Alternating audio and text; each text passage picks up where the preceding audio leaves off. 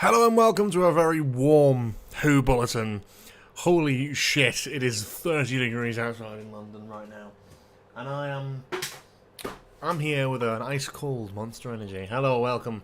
And the first WHO Bulletin in about 3 weeks, so I'm going to be a little bit rusty, but give me a chance and I might jump back into it with a great amount of enthusiasm and energy for about 10 minutes and then it's going to crash. If you hear a weird noise in the background, got my fan on full blast pointing directly at me, of course I have. Got a celebratory pot pie back, ready to be eaten. I'm half eaten, I should say. And yeah, we're here and we're talking about Doctor Who again. It's been a little while. I've been away for 2 weeks. Life is very busy. So I haven't had much of a chance to actually sit down and do a live stream. I have had a chance to do podcasts, which we'll talk about in just a bit, obviously, as per. But we are back here today to do some live streaming and talk about Doctor Who and all the news we've missed over the last few weeks and months and whatever. But welcome to Dr. Master, the Underhenge, Mark Furkopf, Luke O'Ryan, Cybernova DW, Garrett Geimer, and anyone else who decides to join from this point. Luke O'Ryan, have I mentioned you? Has it been 3 weeks? I've missed the last 2 weeks, so I feel like it has been 3 weeks since the last live stream, which is kind of crazy. Adam Hassel, welcome. We're going to set this off with our sort of standard thing. I feel like I'm just not getting all the things lined up and ready properly. Whodle, we're going to jump right in because it's been a while. And damn. Right, when was the last live stream? Let's go from that and then go forward instead of going back like we usually do. The last live stream I think was the 9th of July. So I'm going to go to the 9th of July.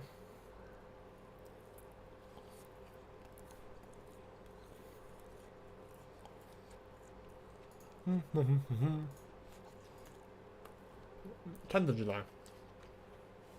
So, the way this works, for those who aren't aware, those who haven't yet seen a Whodle, it's essentially a little Doctor Who game where you have to guess what episode it is, based on screenshots. And we've got 3 weeks worth to catch up on, so we're going to be doing this for a few minutes. Yes, welcome, Oosh, Oasis Central, Hayden, Martha. Have you seen the Deadpool and Wolverine? And if you have, what did you think I saw it opening day? I have seen it, and I'll give a few of my opinions, but I will save most of my opinions for this week's episode of Nostalgia Bit, where we talk about Deadpool and Wolverine, with a few spoilers, as well as all the latest San Diego Comic-Con news for Doctor Who and for Marvel. We'll talk about the Doctor Who stuff today as well. But a lot of it will be in that podcast episode to look forward to. This is the pilot. It's not the pilot. This is something else. What the fuck is this, actually? Unless that's a flashback, in which case that's quite cruel. I genuinely thought this was the pilot. Smile. I genuinely have no fucking idea, unless it's Knock Knock. Fuck, that's the only one that's based on Earth, isn't it? Fucking idiot. Should have got that. Should have got that quicker. Demons of the Punjab. That's worrying. But I remember the green jacket that she wears. And they're all of yours. Space Babies. We've finally got some Season 1 stuff in here. Fantastic. Day of the Moon. I remember this guy. He has his memory wiped when he gets when he's with the silence. So it turns around and he's a medic. He's helping the silence. Rate the gelatinous of the pork pie. It's pretty good today. Co-op are my favourite, as you may or may not know. Co-op pork pies are my favourite. The little pack of 2, perfect. Bit expensive. Bit expensive. I've got a mouth ulcer. Well, I've got a tongue ulcer, which is not the most flattering of images to sort of broadcast, but it does explain why I'm probably wincing when I eat said pork pie.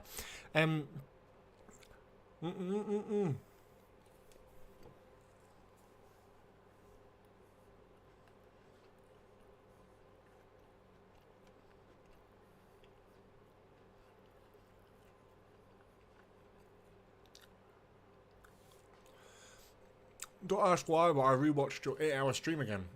Which one? Which 8-hour stream? Can't remember that one. A Christmas one? Or is it a different one? Anyway. Heaven Sent. Piece of piss. Easy. New Earth.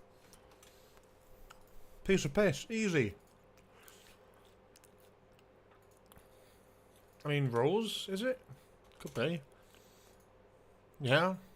Fucking, look, I'm just racing through this now. Listen.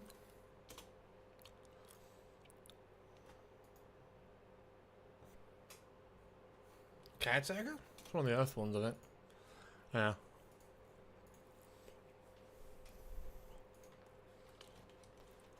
Praxius? No.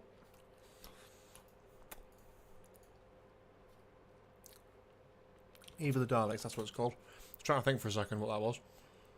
Oh, the Adventure Games one. Salt and vinegar crisps, yeah, thank you.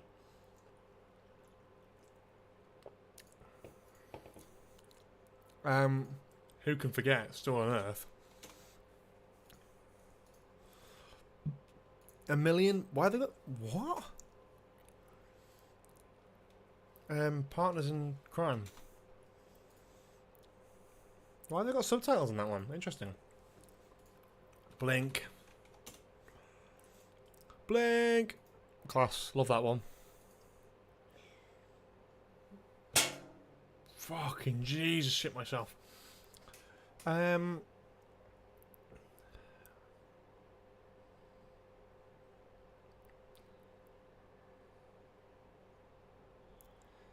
This one is a harder one, actually.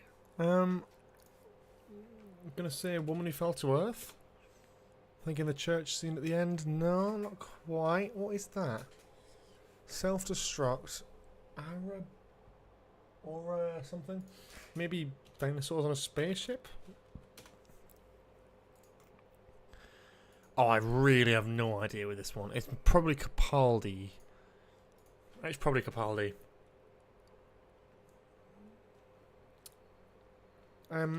Robot of Sherwood, maybe. Oh no, it's not. It's... Oh! Oh, the church is a bit of a daft one, but I should have looked behind it, shouldn't I? Yeah. Town Called Mercy, I remember. That's terrible for me, that one. I have a feeling Impossible Astronaut, but I may be wrong. Nope. Completely wrong. This is... Daleks in Manhattan? Evolution of the Daleks, maybe. Nope. Daleks in Manhattan, then. Like I say, it was one of the two. Very good. I don't know what the first one was, though. You've raced through these. Amy's Choice. When the TARDIS freezes over. Yeah, piss easy. That one, I'm not familiar with.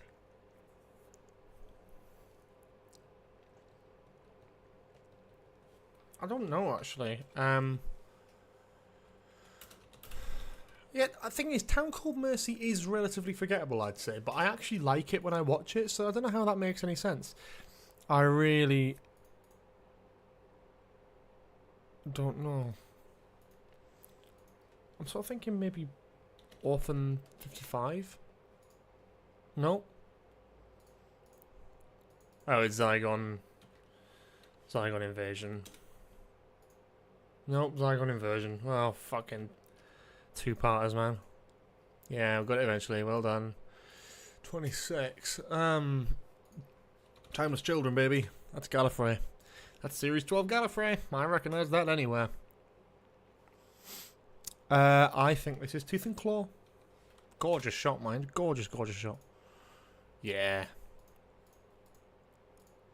Love that shaky cam as well. Great story. I'm thinking even, you know, the giggle, to be honest. Yeah, look at that, George. Off you go. Cooking on gas. If I get this, this is really embarrassing, but I think it's School Reunion. Nope, thank God for that. I actually wasn't wanting to be that embarrassed. The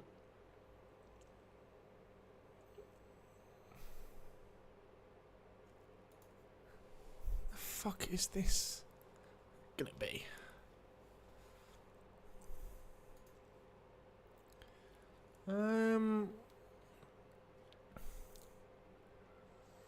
That doesn't help me at all. I'm thinking early Tenant, maybe. I'm thinking about the break in the wall. Might even be Eccleston, you know. Dr. Dances, maybe. Yes. Okay, so that must be the hospital, and that must be where the kid breaks to the wall. Cool. Not a clue. Planet of the Ute. She's wearing a bit of a fur coat, maybe. Oh.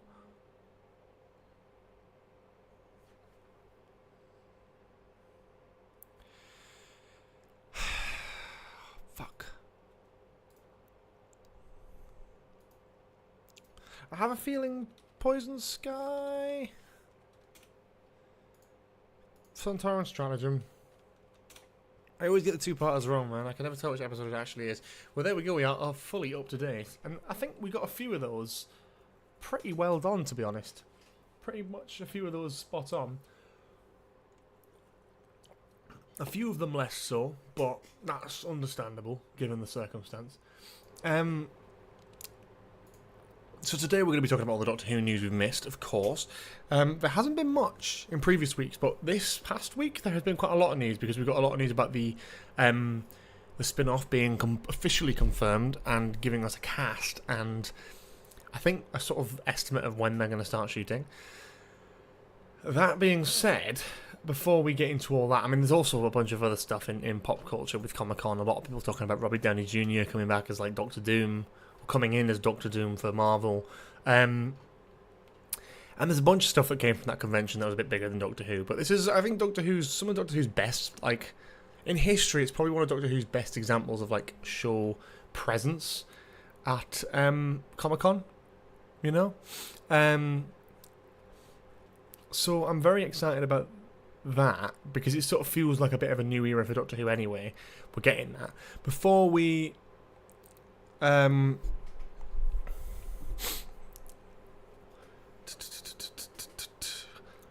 continue, I'm going to do my obligatory mention of the podcast, of course, because that is sort of required. That if you weren't aware already, I do actually have a podcast which comes out weekly, and you can't knock it now because it's now got more episodes than Spill Your Beans had, so it's technically now my longest running podcast. So that means it's proper, doesn't it? We've got a lot of recent episodes. Obviously, we haven't been streaming for the last 3 weeks, so I haven't really promoted these. We actually did do a full Season 1 review of Doctor Who, followed by a Marvel Phase 2 ranking, best TV shows of all time, meeting celebrities and some fun experiences there with some Doctor Who cast members, some Star Wars cast members, some other cast members of other stuff, and just meeting celebrities in general. And Deadpool and Wolverine, we talked about the Deadpool films in the last episode, and this week we're going to be talking about Comic-Con. We're going to be talking about what we're talking about pretty much today in the live stream, the Doctor Who news from Comic-Con, but mainly the Marvel news, and sort of reflecting on the spoilers for Deadpool and Wolverine that we really enjoyed. We also have a YouTube channel, as well as it being on Spotify, as you may have seen. So you can listen to it on Spotify, Nostalgia Bait. You can watch it on YouTube. We've now got 115 subscribers. You guys are absolutely wonderful for checking this out and supporting the hell out of it. The views in the last couple of episodes have been absolutely insane, and me and Cooper are honestly over the moon with how much you guys are just getting into these podcast episodes. Yeah, we really, really, really appreciate it. And yeah, we're just, obviously we're trying to get it off the ground. We're trying to make it as appealing as possible for you to watch, and you're not, you know, if you're not getting into it, we just want to sort of make something that's for you, that's going to get you involved and get you sort of to listen. We care about it, and we sort of want everyone else to care about it as well. And you know, if we can get you there eventually, that would be lovely. But yeah, you know, I wouldn't be pushing it to you guys if I didn't think it was something you'd enjoy. This is a podcast that I co-host with a mate of mine, and it's something that we are going to be continuing with every single Thursday, hour-long episodes and beyond sometimes. talking about all your favourite stuff. Mainly, we obviously got Doctor Who, which you've probably seen there as well. We've got a few Doctor Who episodes now. I've actually got, on the main channel, got a playlist for Doctor Who episodes. Look at that. I've got 3 whole Doctor Who episodes. I think there's actually more than that, so I might have to add them in there. But look at that. Doctor Who episodes, Star Wars ones, yeah. Your superheroes, your Marvel and DC. But yeah, no, I'd really, really appreciate you check this out. We've got a TikTok as well. But yeah, would love you guys to check this out as always. Is it linked in the chat? Probably not, but I'll link it in there now, and then I'll shut the fuck up. So yeah. So yeah, if you're not already listening, you're not already following or subscribing or anything like that, would really, really appreciate you do that. I'm late because I was watching Doctor Who. Well, that's as good as an excuse as any. Thank you for joining, Sarah Glover. Welcome to the stream. So yeah, Doctor Who news. There's a lot of interesting ones, I think, in the last week with Comic-Con. So the main thing is, of course, the spin-off, the war between land and sea. So I'm going to go to the official press release for that, and we'll talk about that. And then we're also going to talk about the Christmas special as well, Joy to the World. And then we'll take some questions. But feel free to drop your sort of thoughts and stuff in the chat anyway, and I'll be sure to read them out. The war between land and sea has been announced. New Whoniverse spin-off, The War Between Land and Sea, announced at San Diego Comic-Con. So Russell Tovey and Gugu Batha-Raw lead the cast of the new Doctor Who spin-off for the BBC and Disney Plus, alongside Doctor Who alumni Jenna Redgrave and Alexander Devrient. Today, Friday, 26th of July, and the BBC and Disney branded television jointly announced their first brand new Doctor Who spin-off titled The War Between Land and Sea during San Diego Comic-Con. The series is created by Doctor Who showrunner and executive producer Russell T Davies, who has written the series with Pete McTeague. Discovery of Witches, The Pack, Doctor Who. Pete McTeague, of course, you might well know as the writer for Kablam and Praxius, as well as a lot of the collection box set trailers with older companions and stuff. Great writer, I think. The episodes in Doctor Who sometimes left a little bit to be desired, and I like Kablam, but I didn't really love Praxis that much, and Kablam wasn't perfect, so I have some thoughts. Yeah.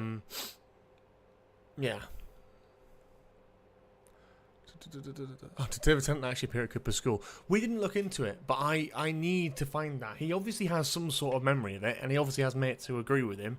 But I just think they've gaslit themselves into thinking it was probably a Dalek or something, but I don't think it was anything official. That's the thing. But hey, maybe it was. I'll look into it. Especially knowing I'll be able to talk to Cooper and actually get what the school name is as well. Leading the 5-part series is Russell Tovey, Feud, American Horror Story, NYC, and Gugu Batha-Raw, who is in Surface Loki, and of course Doctor Who as well. Russell and Gugu have both been in Doctor Who before. Gugu playing Tish, Martha's sister, and Russell playing Alonzo, I think his name was. But all in David Tennant's era. They're not going to be playing their Doctor Who characters again in this show. They are playing brand new characters, which would assume one or two things. One, they're playing Sea Devils. Two, they're playing new human characters, possibly. So yeah, we're heard of unit alumni Jenna Redgrave, Doctor Who Grantchester, who will reprise her role as Kate Lethbridge Stewart, and Alexander Devrient from Doctor Who and Ted Lasso as Colonel Abraham. I'm not sure who he was in Ted Lasso, but I'd be interested to sort of catch him because I'm rewatching that at the minute. There is apparently more cast to be announced, by the way, but this is sort of the initial announcement of the main key cast members. When a fearsome and ancient species emerges from the ocean, dramatically revealing themselves to humanity, an international crisis is triggered. With the entire population at risk, units step in to action as the land and sea wage war. Russell T Davies, showrunner, writer, executive producer, said, "I'm so lucky to work with such a magnificent cast, and this is a huge, muscular, thrilling drama that will shake the Whoniverse to its foundations. When the Doctor's not in town, the whole of humanity is in trouble."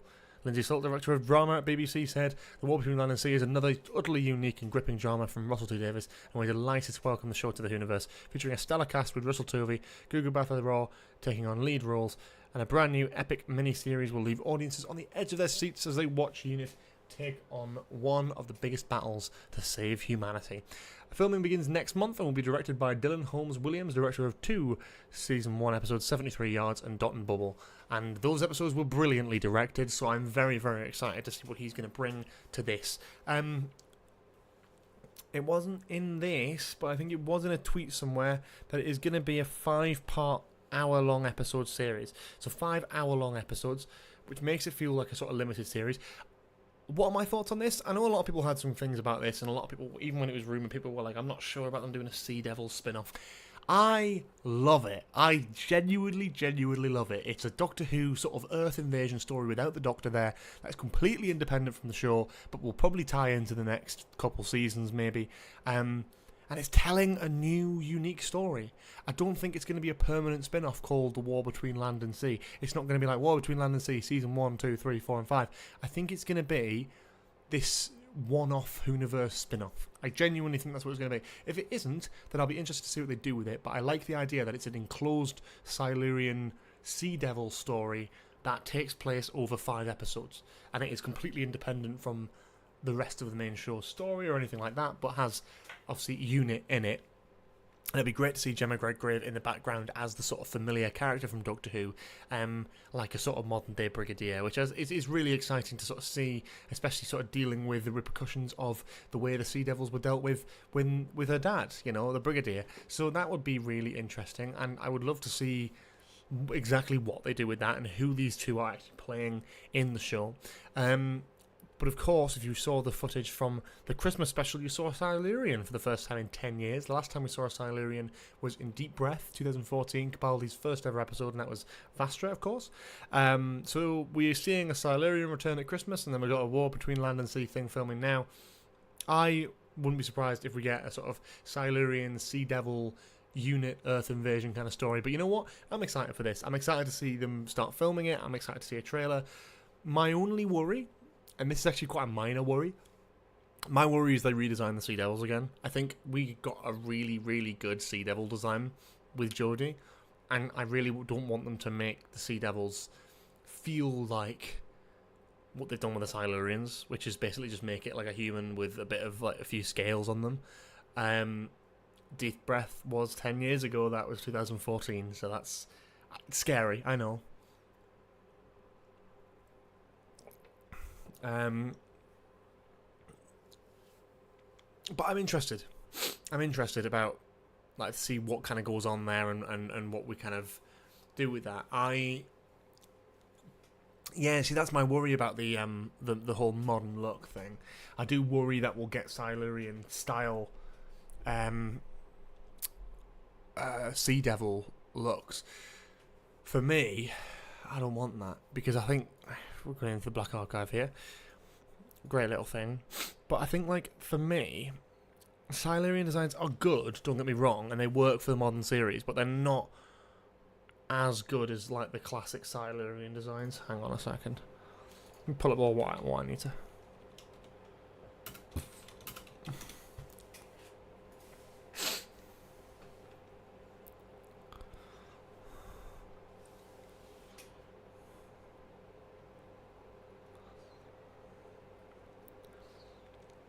And do I need them to look exactly like they did in the classic series? No.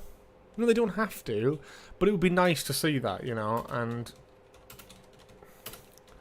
Sea Devils are the sort of amphibious equivalent of that. And they did a really good job with them in Jodie's era in terms of the design, right? I mean, like, the Silurian jump from classic Who to new Who is kind of crazy. And this is absolutely fantastic, by the way. And it looks even better in the upcoming Christmas special. It does look incredible, and it's incredible design work, and I love the shape of their heads and everything. They've got that kind of vibe spot on. But I don't know. I'm just not all that into it. I think when it's too expressionate, it looks like a mask. I think this character always looked a little bit like a mask, as did sort of Vastra, and I think it's the same actress who plays them. But I sort of didn't mind the sort of older people and the way they sort of looked a bit thicker. But I just think, I don't know, I guess it adds a little bit of individuality to the Sea Devil, the Silurian, sorry. But I kind of love that we got the Sea Devils coming back, and they looked like this, and they looked good, you know, they looked like proper Sea Devils. It's not ideal, yes, and they had a bit of a wobbly sort of CGI effect on the mouth, which I really wasn't a massive fan of. But yeah, I really liked it. And the Silurians have, the Sea Devils have such an iconic look, I think, that it's so hard to sort of get rid of that, because they are a classic Who monster, and if you bring in the Sea Devils as the main thing, and they look completely different as they did, like, 1 year ago, then it'll be a bit of a shame. But maybe they will find new ways of doing it. It's probably just going to have someone's... If they were to do it, I think it would probably be just heavily exaggerated. But yeah, that's my thoughts on the war between land and sea. I'm very excited for it. I really, really am excited for it. Yeah. That's my thoughts on that. Comic-Con Museum is getting a thing. The Sonic Screwdriver toy has come out at San Diego Comic-Con, and it looks great, and scalpers are already selling it on eBay, so that's fun. Yeah, I don't really like that, to be honest, but, you know, you can't help it. It's always going to happen. That happens every time with San Diego Comic-Con as well. It looks great, though. I think it looks a really great toy. It looks almost exactly like the prop, really, so I'm absolutely down for that. I'm very, very excited to get my hands on one when they do bring it out in September, but I'm assuming it'll be a lot of money, so fingers crossed. And then, of course, we've got the official sort of clip released. I wonder if that's been put on YouTube. I'm presuming it has been. And then we'll have a look at the exclusive preview for... Yeah. I'll look at the exclusive preview for the... the Christmas special. A Message of Joy. Hello. So I'm not going to, like, play the whole thing, because of course I'll get copyright striked, as has happened before when I watched that Ronnie Corbett clip from Comic Relief a few years ago. But we can go through individual frames and break it down. I already love the energy of this straight away, because I think, like I just love, yeah, the vibe of this, the Christmassy sort of World War II kind of vibes, the Doctor popping into different time zones and getting it wrong. He's obviously trying to get like a certain reaction out of people.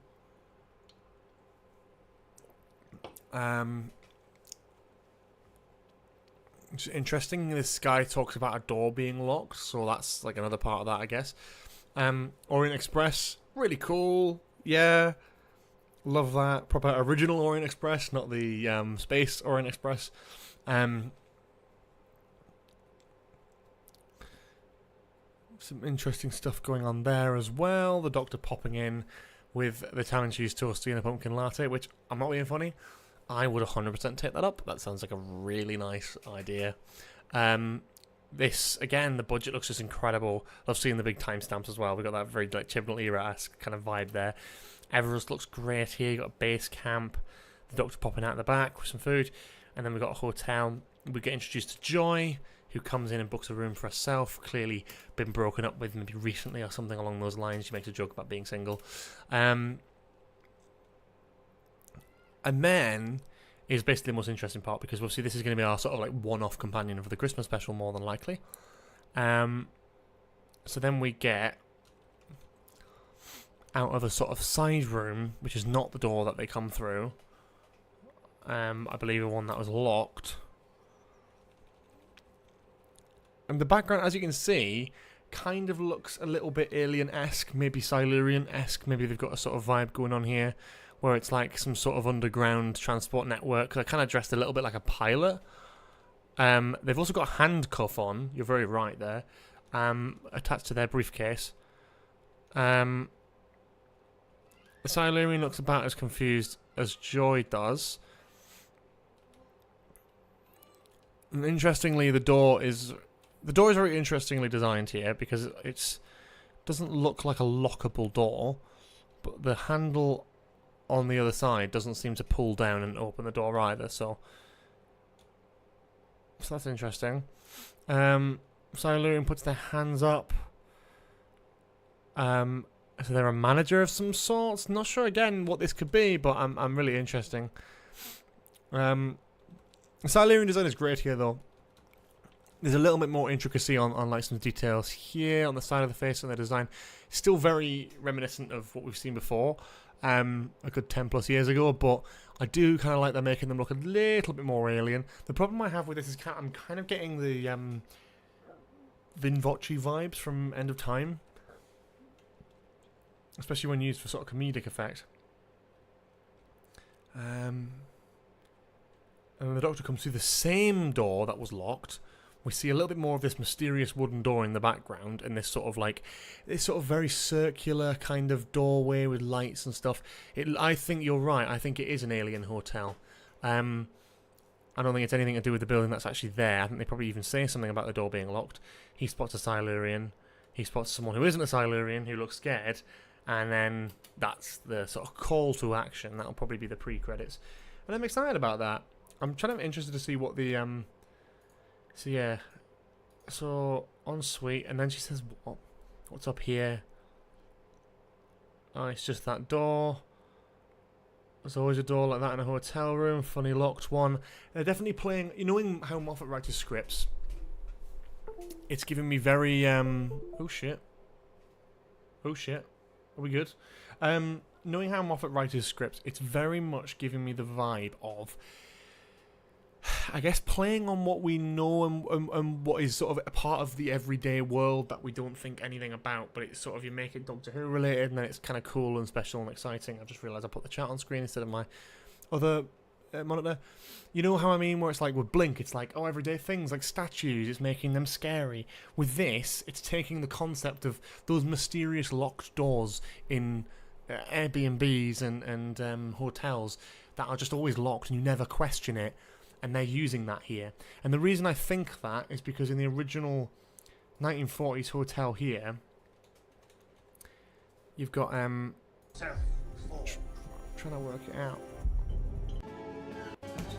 There's a room he comes out of here, and he goes back, and then they say something about this door. He can't open it. It's locked. It's locked. But that door's always been locked. Always been locked. What is that door? What is the door? So doors, I mean, I've stayed in hotels where there's been locked doors and you just sort of don't question it. It's just like mysterious things. And the fact that Joy even makes a joke out of it as well is interesting. I'm not sure how this is the case here or here, of course. But this is interesting. We make a joke about it and then suddenly... Hello. Merry Christmas. I'm Joy. Welcome to my room. I thought I was going to be lonely.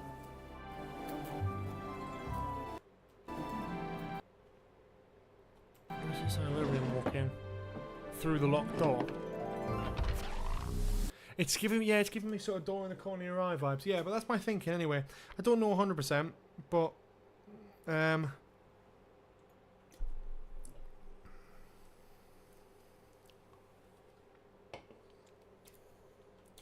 yeah, old sort of fashioned door here, sort of, but in a big sort of alien spaceship hotel kind of thing. Silurians dressed as a manager, kind of cool. And the Silurians are sort of part of Earth culture, aren't they? They're sort of like underneath the Earth, hibernating or coming out or whatever. So there's an interesting part of that where you can sort of say, well, okay, the Silurians have got their own sort of secret hotels and stuff like that, and that's what's linked to all these hidden doors. So yeah.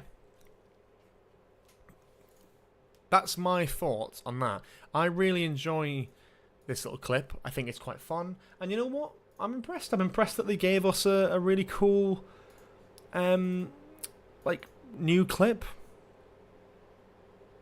I'm gassed. I'm gassed about that. I don't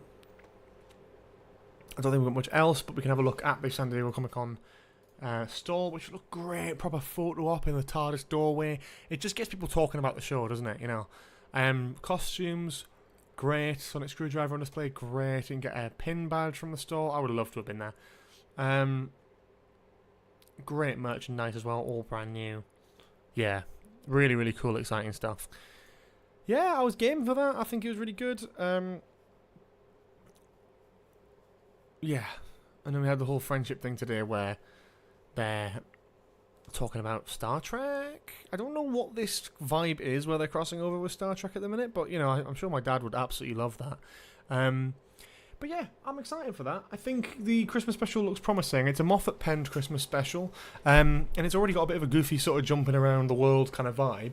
So I'm kind of here for it. I'm here for something a little bit different that isn't connected to the bigger story arc. I know that sounds daft because I've kind of been craving a story arc for a while, but I am kind of just like, yeah, I wouldn't mind a nice little standalone fun Christmas story. Like, Church and Ruby Road was good, but it wasn't as fun as I think it thinks it is, like with the whole Ruby parentage thing and all that, and the goblins are, yeah, they're fun, but they're a little bit over the top, and the Church and Ruby Road stuff leaves with a lot of questions and mysteries and all that sort of thing that are connected to the bigger story arc, whereas this is sort of interesting. What did I think about the Disney Leak? I did not see the Disney Leak, so I don't know what that is.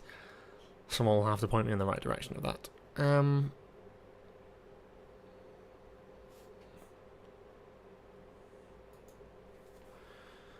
Disney Leak? Doctor Who, first result, fucking hell.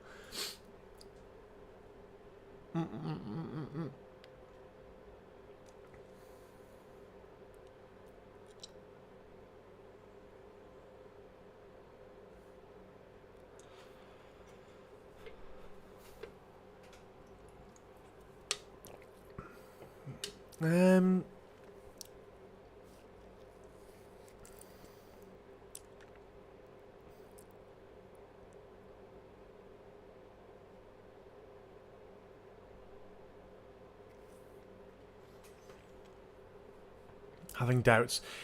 I think it's one of those things, like ratings, that is not worth the conversation until something happens. Fact of the matter is, Doctor Who can survive without Disney, and it can survive well with Disney. It can survive either way, with or without Disney, because it is a show that has lasted 60 plus years. It's got comics coming out all the time, it's got books coming out all the time, it's had a series pretty much every single year, we've got audio dramas coming out every single fucking month. So if Disney do pull out after 2 seasons, then yeah, I mean, obviously that's a really fucking annoying for the BBC team, but it can survive without it, just on a lower budget. And maybe that'll test them more. Maybe that'll test them to keep it alive and try different things. But yeah, I think they're probably having doubts. They're probably a little bit disappointed as to how it performed. And we don't know how it performed. We don't know that. And even this article I'm looking at now doesn't say anything.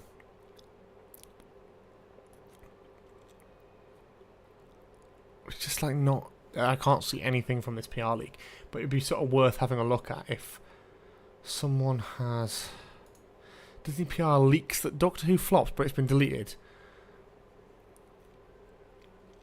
But I don't know what the scores are like. It's saying it's something. People are talking about it. Thing is, this is the whole thing when it comes with streaming views as well. That's worth noting. Is that when it comes to that sort of stuff, you have to bear in mind just what that means nowadays. So, for example, in 2008, 2009, UK TV live viewership means everything. Those like 7-day, 28-day consolidated figures are what carry shows then. Then we had BBC iPlayer, which became a staple, and now we've got streaming. It's a different world we live in. You may think that like 4 million average for season 1 in the UK is bad. And then on Disney Plus, if it got around 2 million, 3 million, that's bad. But it's not. It's not, because that's what other shows are doing. I don't know if you've ever seen when Disney released their stats on their Marvel shows, but Loki, Falcon and Winter Soldier, WandaVision, they'll be viewed and being talked about worldwide. However, they weren't surpassing a certain number of viewers. That's because we're in a different climate. We're not expecting a show to be getting 10 plus million viewers. It will be nice, sure, but that, yeah, you need to sort of create an event to create that, you know what I mean? You need people to have a reason to tune in, and they won't. And the last time there was one of those like that is Jodie Whittaker, the first female Doctor. That was something that everyone was talking about that whole year, and everyone was like, is it going to work? Is it going to flop? And everyone wanted to watch it. Everyone was interested in it. Everyone was talking about it. It was big, big news. But unfortunately, since then, we've not had quite that same impact, and this is the biggest thing with the Disney deal. But it depends on what Disney you're looking at. You can look at any Disney PR leak that you want. You will not understand the mentality behind the show until you're in those shoes, and no one can answer that. No fan can answer that. No fan on the internet telling you that the Disney are 100% going to renew it and greenlight it, and vice versa. If they're telling you they're going to cancel it and bin it off, they have no fucking idea what they're talking about. I have no idea what I'm fucking talking about. I'm just trying to give you a perspective. You can't trust what people say on Twitter because they're seeing a leak on Reddit. Unless you are the guy making that decision, you know fuck all about what they're thinking. They could pull out, yeah, but if they were pulling out, and think about this, if Disney were going to pull out of the Doctor Who licensing and the brand, would they really be too keen about letting the War Between Land and Sea go ahead, considering they haven't started filming it, and considering there's a lot of money that's going to go into that? Would they really commission a spin-off if they didn't have faith in the brand and the show? I don't know if they would. After the failure, apparently, of season 1 of Doctor Who, would they put that much money into a San Diego Comic-Con stall? Probably fucking not. But we didn't get that with BBC America. We're getting a lot more here. You put the link in the Discord. That's really helpful, thank you. I'll be interested to see what's said. So we're going... Right, so just before I even read this, we're going off a quote from fucking Gallifrey Base, which tells you everything you need to know. From the Disney League, Doctor Who is considered a low-budget series. That is probably correct. Doctor Who will not be getting anywhere near the same level of budget as Marvel or Star Wars. It's not going to be getting that. Those shows get hundreds of millions, you know, in different intervals because they're massive, massive event shows. Doctor Who is a big show, but it's not to the budget or requirement or necessity for Disney as Marvel or Star Wars is. So of course, in comparison to that, it's a low budget series. Season 2 is going to release 28th of March 2025, starting with one episode and a finale episode airing to the 16th of May 2025. Yep, that sounds about right. I don't think May worked for them as well as they wanted, and I have a feeling that they would go earlier next year, considering the whole thing is filmed and ready to go. I would expect them to go earlier in the year for Season 2, and then later on in the year, The War Between Land and Sea will come out. The 2024 Christmas special, Joy to the World, is going to release on Christmas Day. No shit. Yeah, it checks out. So thanks for that. But that's pretty much all we need to know. And I think a lot of people can talk about it. Even the 60th had 7-ish mil. Yeah, exactly. But it's... Oh, shit. Did we go off for a second? I think we might have went off for a second, but we're back and we're ready to go all over again. Yeah, the BBC don't give a shit about ratings anymore. If the BBC gave a shit about ratings on British TV, they wouldn't put it on iPlayer at midnight. They don't give a shit. They want to give something to the fans. They want something that's going to be consumed. The fact of the matter is people judge it based on the standards of TV from 20 fucking years ago. We don't have those standards anymore. We're not in the early 2000s now. We're in 2024, where streaming is the main sort of thing. BBC iPlayer has existed for a long time.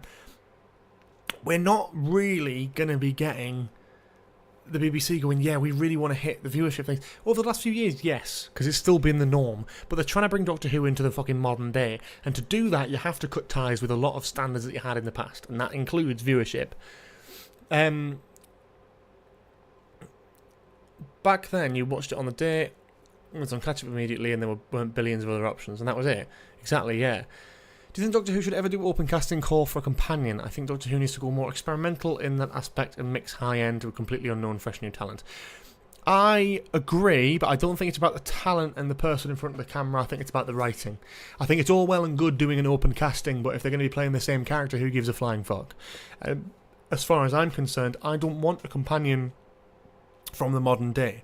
And as long as we keep getting companions from the modern day, they're just going to feel like Rose, right? You know, they're just going to feel like the same kind of archetypal character, and they kind of have to be for a new audience because you have to have some sort of level of relatability. You need a companion who is from the modern day-ish, so the audience can relate with them and see the Doctor and discover them through the companion's eyes. That's what's always worked about Doctor Who, especially in New Who. But from a fan perspective, I think I'm getting a bit bored of modern day companions, and I would love to see like some really intuitive thinking. How amazing would it be to see a historical companion see the modern day and be fascinated by that, because to them that's time travelling to the future, and that would be so nice and heartwarming and stuff, and it would raise a lot of questions. We had that a little bit with a Torchwood episode out of time, where these like 3 people on a plane just landed, and it was like 100 years after they went missing. And I'd love to see that with a Doctor Who companion. Have layers of character development, complexity, depression, and excitement about the modern world and what it's become. And I think that's just fascinating, and we never get that. So I think it needs to be from a writing level. I think we need better character archetypes as opposed to actors. I think Millie Gibson's a brilliant actress for Ruby Sunday, but I want to see a different character that isn't Ruby Sunday or just another English person who is just a young English girl who meets the Doctor and you see it through their eyes. I want to see something different. So what I liked about like Bill and Nardole is that you have a bit of a different dynamic there. Bill was a lot snappier, and then you've got a robot man who's just there as well, who's known the Doctor for longer. There's different dynamics, Amy and Rory, husband and wife in the TARDIS, and their sort of daughter, River Song. It's like you've got loads of different interesting dynamics you could play with, and we're still going for modern day Earth Girl from London. Didn't the spin-off will be on TV or straight to iPlayer, dropped all at once, or air weekly? I think it'll be aired weekly, and I think it'll go to iPlayer first and then on TV, like we've always had. But I feel like it might not be on BBC One. Maybe it will, actually, I don't know. Or maybe they'll do a Children of Earth thing where it airs Monday to Friday, I don't know. But Disney just invested in a North American Blu-ray, a huge display at San Diego Comic-Con and spin-off. I don't think we have much to worry about. I don't think there's anything to worry about, really. I think people worry unnecessarily, but I think they also love the idea of Doctor Who being cancelled because it's drama, as opposed to anything logical. For modern day, but with sci-fi elements, would be the perfect mix. Thoughts on Belinda being related to Rani Chandra? I think that would be cool, but I'm not 100% vibing with that, to be honest. I don't need to see it. I'm disappointed because I'm having that sort of reaction where I'm sort of like, oh, I really wanted it to be something cool and different, and it just isn't. In my head, was like, I was so certain that we were going to get Susan back, and that was going to be who the new companion would be, but of course it isn't, so that's fine. But, yeah. I just thought that's what we might get, but I can't be angry at something that I theorised, and, because I criticise other people for that, so pointless. We're going to keep chatting, we're going to keep talking Doctor Who theories, but in the meantime, guess what we're going to do, guys? We're going to play a little bit more of my favourite little addiction, that is 13. Before I do, though, dun dun dun, last minute change. Before I do, I'm going to sort of mention the podcast one more time, just kind of promote that a little bit, and then also talk about what we're doing for the rest of the night, because we are actually going to be going live over on Twitch after this, as we do most Tuesdays, but haven't been doing for a little while. We are going to be going on to Twitch to play Alien Isolation. I've decided we're going to be playing a horror game. There's a new Alien film coming out soon, and I thought it would be a good opportunity to revisit an old game that I really, really enjoy. A horror game with Alien, and I love it. I haven't played it in a long time. I remember really enjoying it, and it was a lot of fun. So, yeah, I thought that would be fun. So at 8 o'clock, in about 10-15 minutes time, we're going to be going over to twitch.tv/georgesheard, which I'll put a link in the chat when we do it, and you can pop over and you can join and watch as we play a brand new video game. So that'll be fun. A little bit of horror.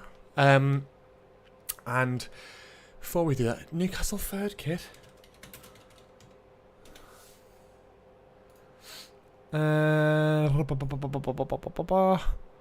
It's got an old NUFC logo on. It's like from the 70s, I think, or 80s. Very briefly, they had that old NUFC logo. So that's going a bit off topic, but yeah. And as always, before we crack on any further, we have got a podcast. Please go and check it out. But if you're not already subscribed with ChatGPT, that's not what I'm on here. I'm looking at a podcast.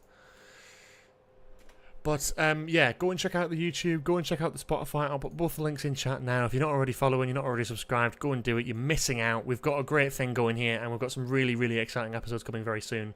We're going to start having guests on at some point as well. So please do check it out. New episodes every single Thursday, 10 a.m. in the morning. There for you to listen to on your commute to work, to school, to university. You can listen to it in your car. You can listen to it at the office. You can listen to it in bed. You can listen to it in the shower. I don't care where you listen to it, but it is there every single Thursday at 10 a.m. And yeah, this week we're going to be talking about some Doctor Who stuff, so that'll be interesting. Basically what we talked about today, talking about the war between land and sea. Cooper didn't really know anything about it, so I was kind of explaining that to him. So if you want a little bit of an intro to that beyond this live stream, then be sure to check out Nostalgia Bit, and the new episode this Thursday will be going through all of that lovely stuff. Now, let's play 13 while we wrap up this live stream before we play Alien. And then, yeah, feel free to ask your questions and your theories and all your hypotheticals. God, I haven't played this in so long. God, it's like giving in to an addiction, isn't it? God damn.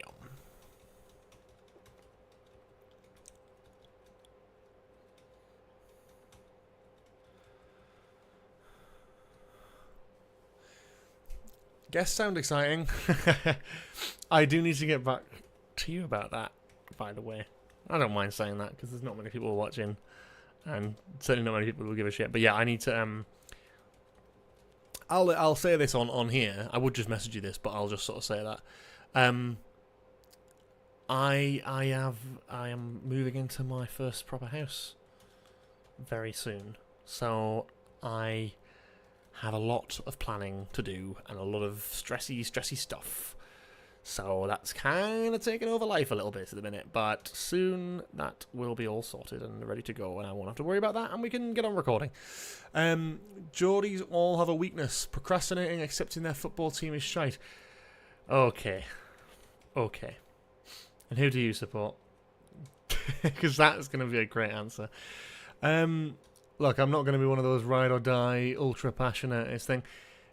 All football teams are good and shit at different points in time because it's not consistent, and it's just how football works. The biggest club tends to be the ones that have money to buy better players and bring on better players and better managers and all that sort of thing. And we have the money, we just haven't got the time yet to build that up, and hopefully in a few fucking years we will. Cooper really isn't into Doctor Who. He actually is a massive fan of Doctor Who. We've watched it together for years. He's just not into the deep lore side of things. He's not into the sort of ultra uber fandom side of things. He enjoys the show and he loves watching it, and he's a massive fan and he's cosplayed and all that sort of thing. But he's not like an ultra die-hard fan, and I think that's absolutely fucking fine. I'm eating a petroleum jelly sandwich. I haven't seen any of the Alien films. I'm worried if I should watch the Twitch or not. You don't need context for the films or anything like that. It's a completely original story, the video game. So I wouldn't worry about that if that's what you're worried about. But if you're worried about the horror side of things, then yeah, I mean, it's a horror game. It's going to be a little bit scary. That's fine. That's what we're there for. You know, a little bit of fun. And that'll be, yeah. That'll be a barrel of laughs. This is shit, this game. But yeah, it's a horror game.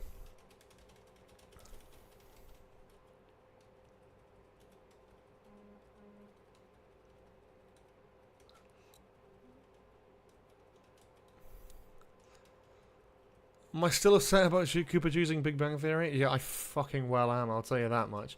Jesus Christ, that is just poor taste. Brother in Christ. He needs better I mean, needs to just watch better TV. I understand it's personal perspective, but my God. Who puts Big Bang Theory as their second favourite TV show of all time? God damn it, that's crazy to me.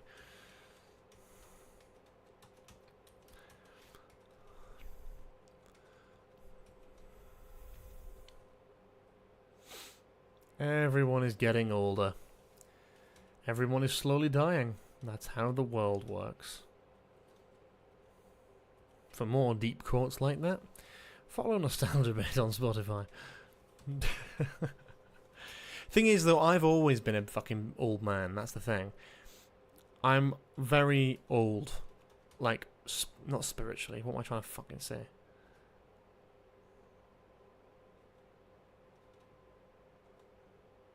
I don't know what's going on here now. Yeah, people, I think I give off the same vibe that I always have done, which is either really old or really young, but the thing is, it's sort of like ageless, which is good. That doesn't make much sense to a lot of people, and it probably shouldn't, because it is just absolute mental ramblings that don't really mean fucking anything. But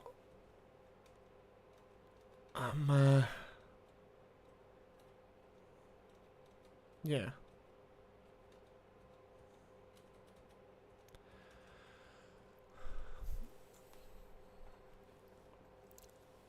Life is shit just once childhood ends. That's not true. That's not true.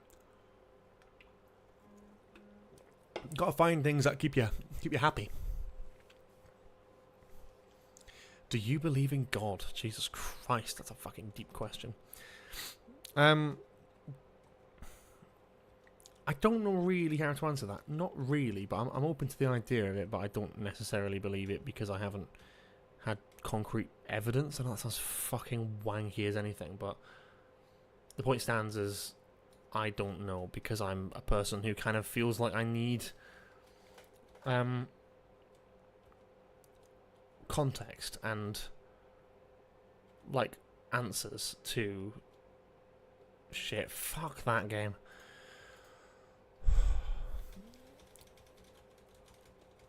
Spiritually old, yeah. I think I give off old vibes, and that's fine. I always have. At work, people think I'm like fucking 10 years older than I actually am. But you know what? That's good. I'd rather that. I'd rather people think I'm fucking mature and old and, you know, whatever. They can call me that now, but to me that's not an insult, because it means I'm probably mature for my age to some extent. And that's good. It means I'm sort of working that out early, so I get a longer life of being an adult and not being like running around clubbing. That sounds daft as fucking really boring, I know, but I don't really like doing all that shit, so I'm game. I think people see it as a bad thing. I think there's nothing bad with being fucking old at all. I mean, you know, when you start forgetting stuff, and that, I mean, that's probably rough, but I'm not contesting that.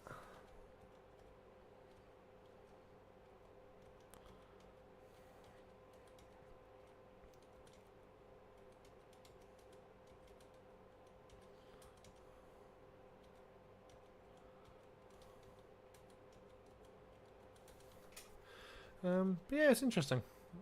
Interesting.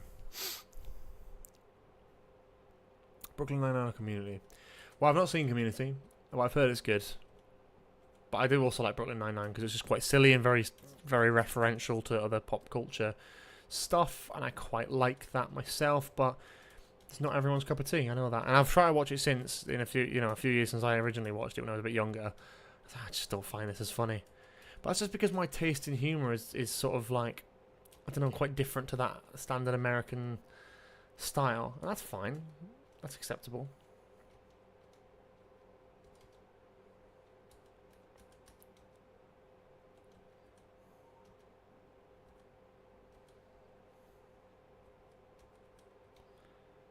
Okay.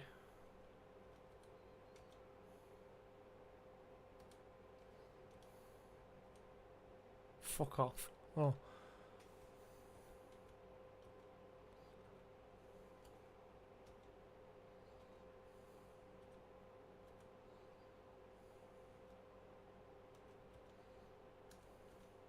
This is absolutely fucking crazy that I'm even remotely making out of this. Fucking hell.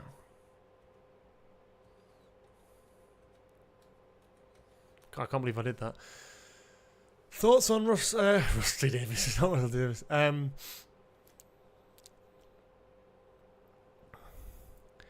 You're like 34. I'm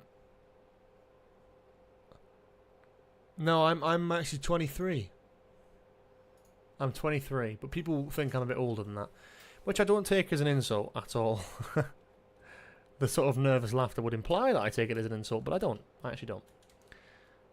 I actually don't mind, because I feel like it's, if anything, a compliment. Fuck off, 13. One more of these and I think we'll head over to Twitch. Yeah, see, I'm 24 next year. I was 23 this year. But yeah.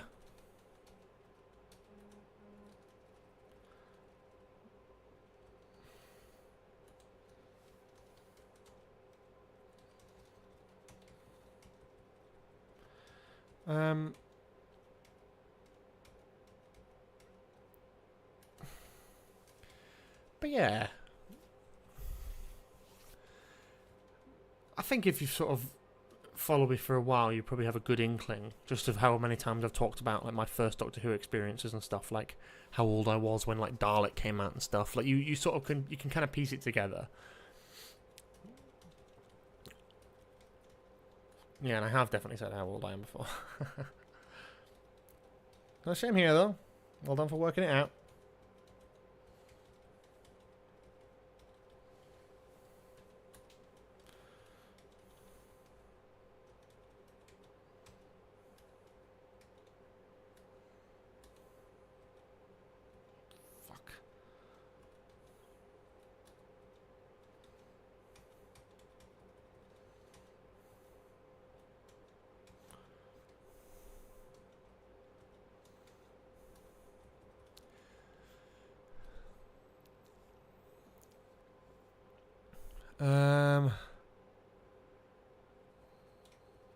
Are you still enjoying the MCU?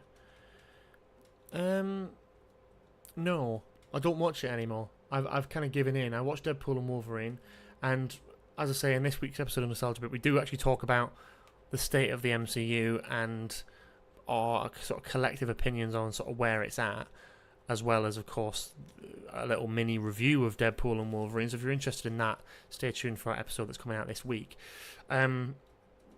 But overall, I'd sort of sum it up in the sense of I've given in because I've been disappointed one too many times, and I want to like it, but I just can't watch it when I have it's like it sounds really pretentious, and it's not. I just feel like I have a slightly higher standard of what I expect from them now. We've seen the same fucking thing so many times now, and I'm so ready for something new and bold and different, and not just saying it's new and bold and different, actually being new and bold and different. We haven't actually fucking had something actually original in a while.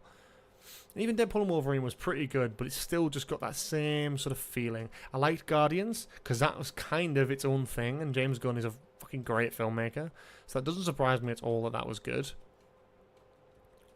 However, it's still difficult, I think. I'm still finding it difficult to get into Marvel, as I think in the way that they probably want us to get into it.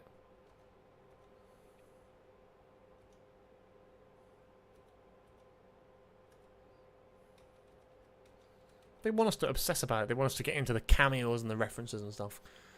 Well, the episode had Deadpool spoilers. The episode will have Deadpool spoilers, but it comes out on Thursday, which is a week after it came out. But also, the Deadpool spoilers are sort of within the first 10 minutes, and we do make it clear before we start talking spoilers that we're going to be talking spoilers for a little bit.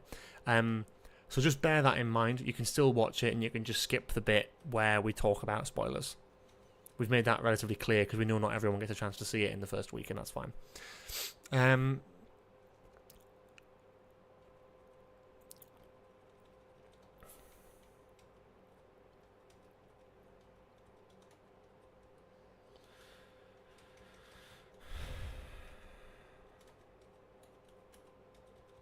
So we'll finish this, and then we'll head over to Twitch. As I said, if you're not familiar with our Twitch, then I don't know what rock you've been living under, but that's what we do every single Tuesday when we're actually streaming, which we haven't been for the last couple of weeks, so you're forgiven on that front.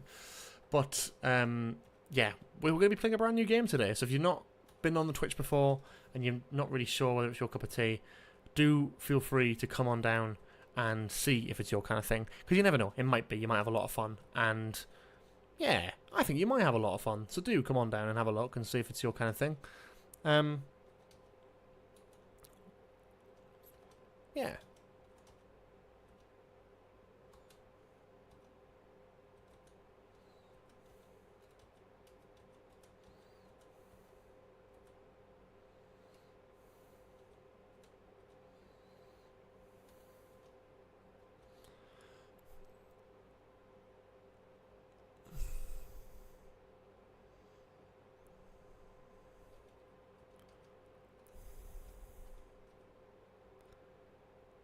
Do you have a favourite MCU film? That's a really hard question because I haven't watched them in a hell of a long time, but I probably do. It's just hard to sort of say. It's probably going to be either Endgame or Infinity War. As boring as that fucking answer is, those films are marvellous. They're really, really good. Pardon the pun, that wasn't intentional, I promise. they are really good. They're excellent films, and they've earned their place because they took so long to build up to it, and so many years of character development and storytelling to get to that point. It is unprecedented. No one else has managed to ever do that sort of level of storytelling in that way. There are better films out there. Fuck yeah, they are, right? But in terms of putting together a story that's been in the making over so many years, I think it's very impressive, actually. Well, the heat is making you depressed. Well, hopefully some video gaming tonight will help with that. As hot as it is, I've got a studio light on my face all evening, so just bear in mind it could be worse.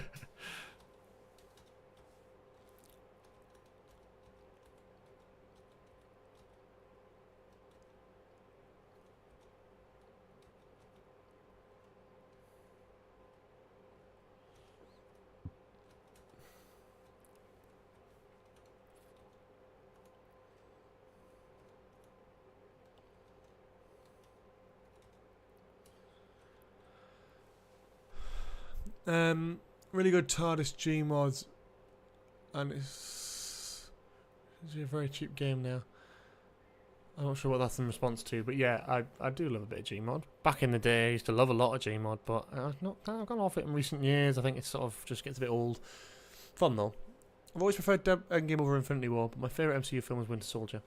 Yeah, I think Winter Soldier's pretty good. It's not my favourite though, I think. I was never really fully invested in the Captain America stuff, which is fine, just wasn't really my cup of tea. And the same way that I didn't really get Civil War when it came out. I was sort of like, what the fuck even is this?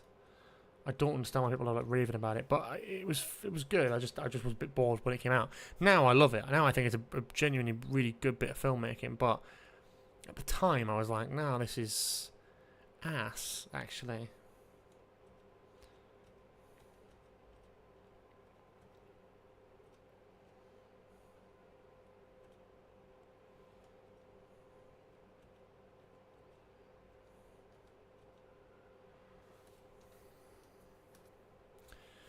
Okay, we're getting there. I'd have a cold on the hottest day of the year. That is rough, because when it's hot and you're like dying, that is actually the worst. Yeah. I'm excited to play a bit of Alien though. It was a very last minute decision. I sort of thought, I haven't played that in a long time. There's a new Alien film coming out. Really good timing to play it. It's a horror game, but it's sort of set in space and it's cool and creepy and sci-fi and what have you. Yeah, we'll just see if people vibe with it, if people enjoy watching me play it. It's a scary game, and obviously there's always a reactionary point of horror games on Twitch and stuff. So that's really fun. Because there's always sort of a thing of like, well, you're going to see me get scared. So there's your sort of selling point. You're going to see me shit myself on camera. Not literally, hopefully. That would probably be against the Twitch terms of service. However, that would be very funny for you, wouldn't it, to see that in real life.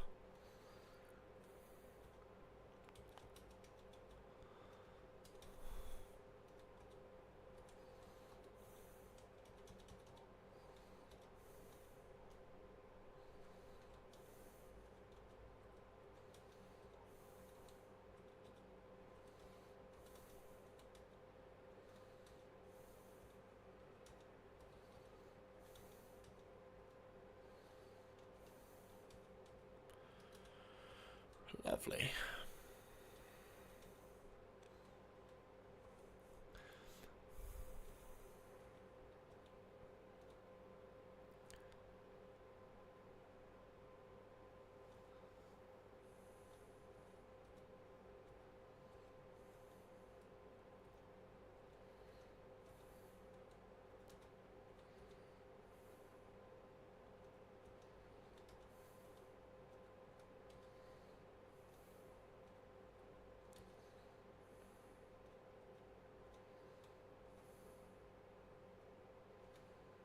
Fuck, that's annoying.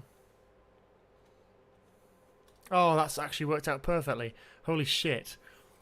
That's incredible. That's exactly what needed to happen. Oh, goddamn. You guys are having a really serious conversation. I'm just like, hell yeah, we got the tenant. Let's go. Sorry about that. can only apologise. Yeah, fun. Well, not fun. Nice one, George. Yeah, having a serious conversation. I'm like, yeah, fun.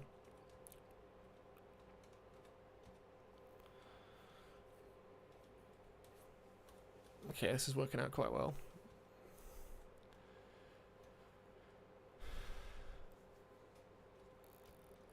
I feel like death probably isn't the best conversation topic for this stream, but, you know.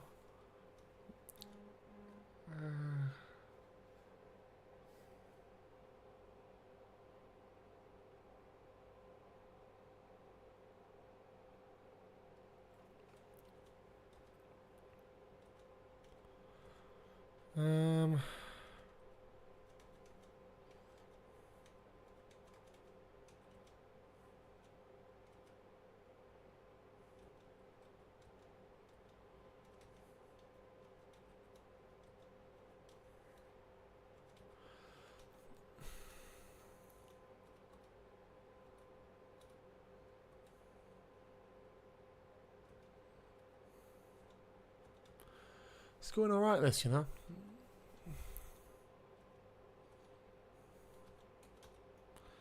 It's one of our better ones, definitely. Because we're actually getting somewhere with it. Unlike some of them.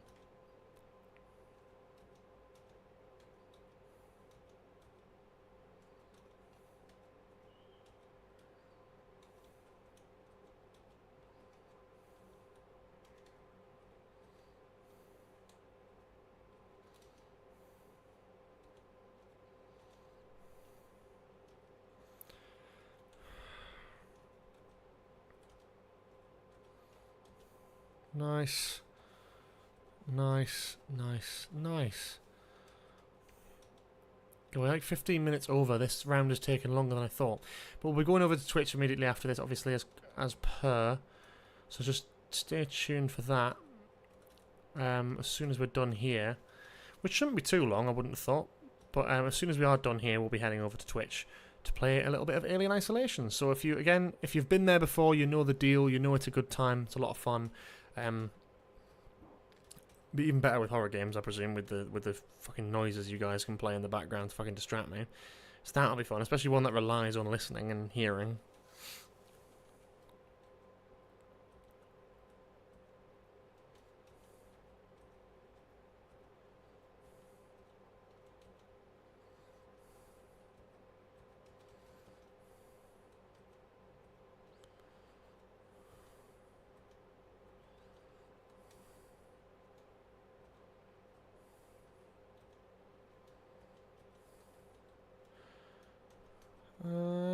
Shit.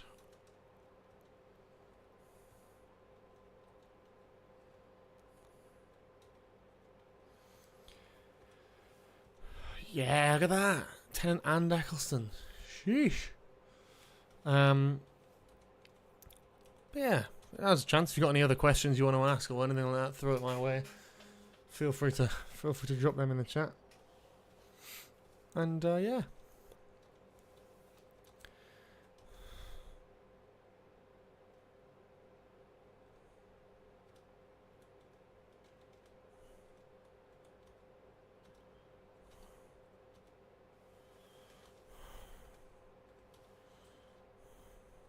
Shit, don't mean to do that.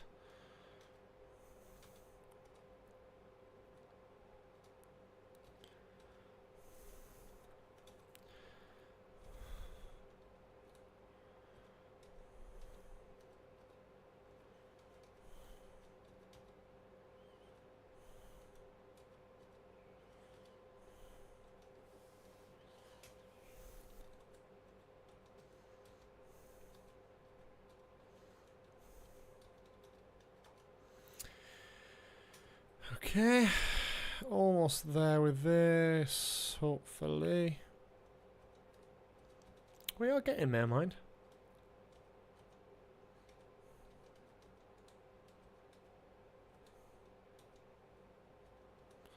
A little bit difficult, but it's alright.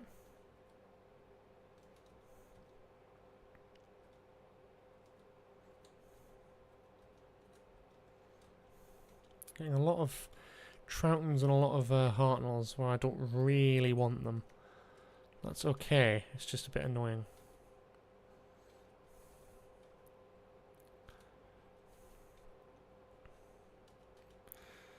And that's fine.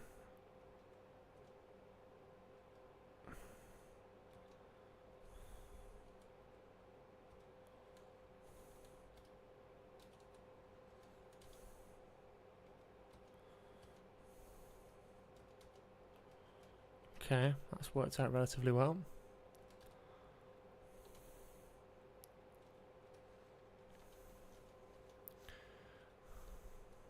Oh, shit. That's annoying. Okay. Not the end of the world, though. That's the most important thing here. Not the end. That might be the end of the fucking world, though.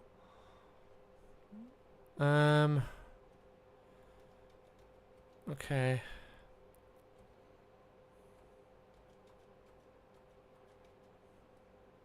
Oh, see, that's shit. That's really fucking annoying, actually.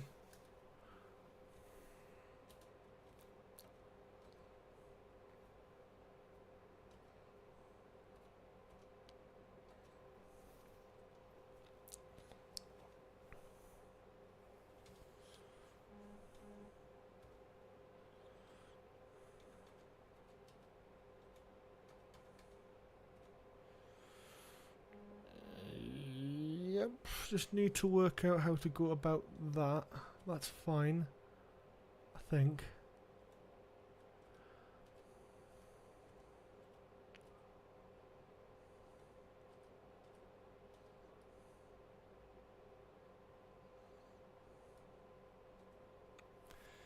Let's take some risks. That's fine. And this risk might have just paid off. There we go. Okay, whew. Okay, not too bad, not too bad, not too bad. Made the right decision there by going for the down one. That's good. We're doing alright. We're doing alright, ladies and gents. That's happening. Now, fucked it again. Okay, that's fine. Well, these things happen. And they can't be helped. And that's the bit that's important to remember, is they can't be helped. It's not my fault. You can't blame me. Go away.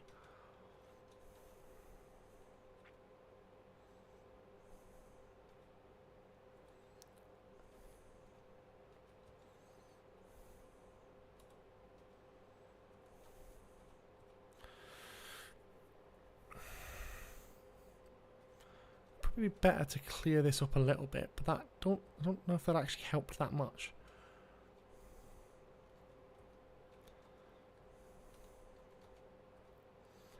I don't think it did actually. Might have done actually. Hang on a second. Ah, fucked it, fucked it, fucked it. Fucked it now, that's definitely done. We'll be playing Aliens soon, baby.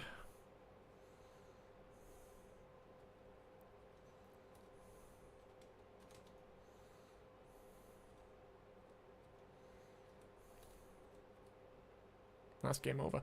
There we go. That was a good run. Not our best. Far from our best. But we'll have another crack at that at some point. Maybe later on in the Twitch stream. Or maybe in elsewhere. I'm not sure. If you haven't already joined our Discord server, by the way, come and do that. It's a lot of fun. There's a lot of chat going on there every day. I'm sometimes not able to be in there, annoyingly, and kind of chat all the time. But it is a good place that... yeah, but people chat and people, you know, catch up and talk about Doctor Who stuff, and it's the same sort of vibe that you have in this chat here on YouTube, so it's always good to have a look at that. But yes, we are now going to be going live over on Twitch. I'll put a link to that in the chat as well, and you can go and check it out. But we'll be going live there pretty much as soon as this live stream finishes. It'll be a lot of fun. It's going to be, we're playing Alien Isolation, which is a horror game, but trust me, I'll be more scared than you are. Absolutely more than likely, that can be pretty much guaranteed. So stay tuned, and we will be going live with that pretty much immediately.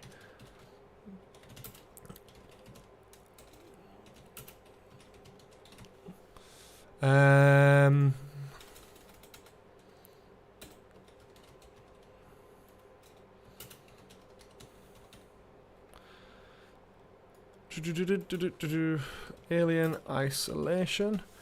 I do like Alien Isolation. I like the Alien films. There's a lot to talk about there. It'll be a lot of fun.